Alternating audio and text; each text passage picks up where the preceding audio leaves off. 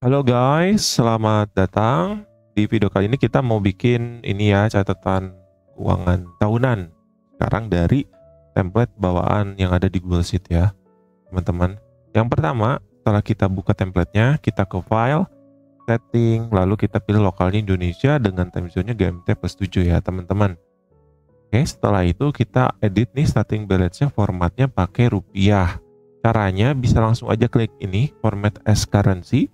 Kalau misalnya udah dirubah ke Indonesia, nanti akan otomatis ke rupiah ya, bukan ke dolar.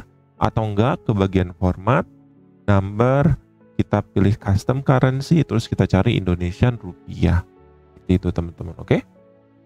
Next, nah ini, nah kan di format di template-nya itu dia awalnya dolar ya. Nah, harus dirubah dulu. Kita harus blok dulu nih bagian yang mata uangnya. Kita caranya gampang, tinggal klik Ctrl Shift, terus kita pilih kanan untuk ngeblok sampai ujung sini, lalu Ctrl Shift bawah. Gitu. Kita pencet aja bawahnya terus sampai full sampai bawah. Nanti kita ke format number lalu pilih Indonesian rupiah. Seperti itu ya teman-teman. Nah kemudian karena nominal Indonesia itu dia nolnya banyak, nah kita kan harus merubah ya, ininya apa namanya tuh lebar kolomnya. Kalau mau cepat, teman-teman pencet aja satu kolom, terus kita tinggal pencet Ctrl Shift kanan seperti ini, lalu klik kanan, terus pilih resize column, lalu masukkanlah lebar kolomnya sesuai dengan keinginan gitu ya teman-teman. Di sini saya 83 ya, ngikutin nominal 1 juta ini gitu. Kemudian untuk rumusnya ini pakai rumus sum, berarti kan ini menjumlahkan dalam ke arah kolom. Kalau yang di sini dia rumus sumnya menjumlahkan dalam ke arah baris ya kan. Gitu. Kemudian di sini ada rumus lagi, rumus rata-rata pakai average, tapi di sini ada if error. Artinya gini, kalau misalnya dia rumus average-nya dia nggak jalan atau salah, jadi dia akan memunculkan angka 0 sebagai tanda bahwa terjadi error. Nah kalau nggak pakai if error, misalnya kita lepas seperti ini, maka dia akan memunculkan errornya. Di sini errornya adalah div per 0 karena ini kita nggak ada angka sama sekali di sini kan, jadi rata-rata itu nggak bisa kalau misalnya nggak ada angka gitu, karena dibagi 0 itu nggak bisa gitu ya, di sininya gitu bakal ada error kalau dibagi 0.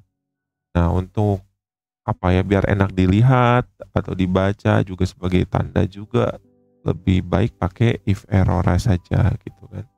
Kita masukin if error, nah kita errornya jadi 0 seperti ini, error ya kan 0 gitu kan.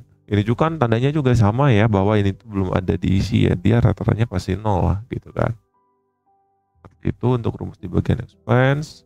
Untuk di income juga sama ya, di income, di pendapatan. Kita ke summary sekarang, kita cek rumusnya ya.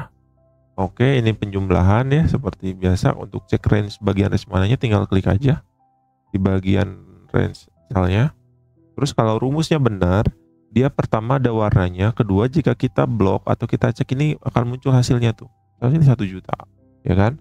Kalau misalnya rumusnya salah, misalnya apa ya? Nah, misalnya gini, dia range-nya salah nih, dia di blok nggak akan ada hasilnya gitu. Terus di sini juga nggak berubah warna, seperti itu, teman-teman. Oke, ini stop. Oke, ini untuk bagian net saving, dia itu pengurangan dari ini ya, di 23 berarti income dikurang pengeluaran untuk net savingnya. Terus untuk saldo akhirnya dia pertama ngambil starting balance dulu, baru nanti ditambah dari income dikurangi dari pengeluaran expenses di sini ya, starting balance-nya. Oke, ini sudah oke rumusnya ya. Oke. Nah, ini nih. Ini ada rumusnya adalah yang pertama adalah average if kita mau merata-ratakan jika range yang ada di sini dia nilainya lebih besar dari 0, baru nanti range D23 sampai O23-nya bakal dirata-ratakan. Itu arti rumusnya. Jadi dia mau merata-ratakan yang ada di range ini jika range yang ada di sini dia nilainya lebih dari 0, seperti itu. Nah, tapi misalnya nih rumusnya ini dia salah atau apa gimana, ada error, maka akan menunjukkan angka 0, seperti itu. Nah, ini kalau kita pengen cek ini rumusnya benar apa enggak, tinggal kita blok, Terus kita lihat hasilnya. Oh, ini ada angka, berarti rumusnya jalan. Seperti itu teman-teman ya. Oke, kita enter. Nah, selanjutnya ini, ini ada rumus ini ya. Ini tuh rumus array. Dalam artian di sininya nih dia angkanya kan dinamis ya, tapi di sini nggak tertulis rumusnya apa. Langsung masuk angka. Contohnya di misalnya di bagian income ya. Kita tambahin lagi nih di bagian gajinya. Misalnya 21.314 misalnya. Nah, lihat average-nya dia berubah kan? Tapi di sini rumusnya nggak muncul, langsung angka. Karena ada di awal sini. Jadi dia terus itu berlaku sepanjang baris ini. Nah, ini kan pakai rumus jika. Nah, ini is blank itu artinya kosong. Jadi dicek nih, apakah sel B310 gitu kan. Kemudian kalau not itu kebalikannya. Jadi jika kalau sel 313 tidak kosong ya, berarti rumus ini tuh akan berlaku jika sel 31 tidak kosong, maka akan berlaku rumus indirect yang ini. Indirect yang ini. Gitu loh. Kalau benar ya, kalau misalnya dia tidak kosong di sel B31, maka rumus yang indirect ini yang akan dijalankan. Tapi kalau misalnya kosong, dia akan ini memunculkan sel yang kosong juga. Seperti itu. Oke, teman-teman. Ini rumus indirect, rumus indirect itu dia mau ngambil data dari ini ya, dari sel income ya, dari kolom D sampai kolom Q ada di sel income ini. Berarti dia ngambil data dari Januari ini sampai ke bagian average-nya. Seperti itu teman-teman.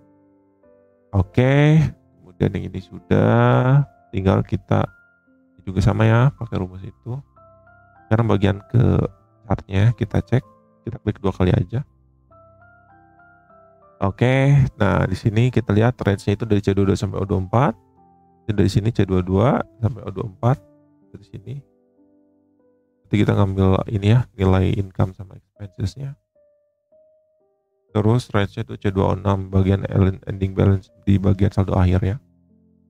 Nah, ini X itu sumbu X-nya berarti dari C2 sampai O22, nama-nama bulan ya kan.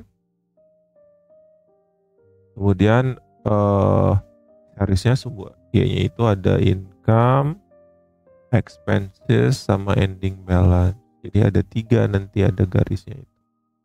Gitu ya. Seriesnya itu ada, nanti ada yang income, ada yang expenses, ada yang saldo akhir dalam bentuk garis nanti. Seperti itu. Ini juga di checklist nih, di edit checklist switch row or column. Nah, ini kan dia ngambilnya baris ya datanya itu kan. Dari O22, C22 sampai O24 itu kan datanya dalam bentuk baris ya kan. Ini kan ke samping kan. Ya, atau misalnya kolom gitu. Kan dalam satu baris gitu. Datanya itu ngambil ke arah kolom ya berarti ya. Nah, maka diklik ini switch row or column. Kemudian karena kita ngambil dari kolom dari baris dari kolom C nih. Kemudian kita mau ngambil di sini kita use column C as header. Jadi headernya untuk bagian series itu dia ngambil dari yang kolom C, income, expense sama ending balance untuk judulnya atau namanya gitu kan. Ini as header. Ada title-nya atau namanya lah gitu. Kemudian use row 22 baris 22 as label untuk yang sumbu X-nya. Label ya, label bulannya. Seperti itu. Oke, kemudian untuk chartnya. Nah, di sini juga sama range-nya. Kita ngambil dari C44, berarti dari sini sampai C58. Oke, sampai sini. C44 sampai C58 untuk sumbu X. Oke, berarti dari kolom C ini berarti ini ya. Kemudian seriesnya itu Q44 sampai Q58, berarti dia ngambil average.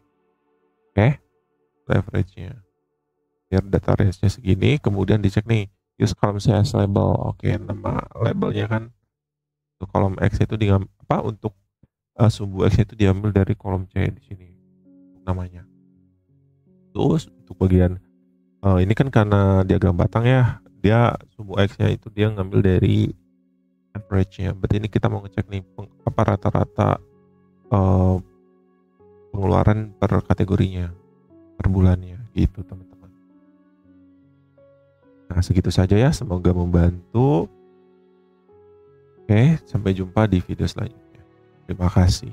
Jangan lupa ya untuk like, komen, dan subscribe. Atau yang mau request juga bisa di komen. Sekian, sampai jumpa di video selanjutnya. Terima kasih.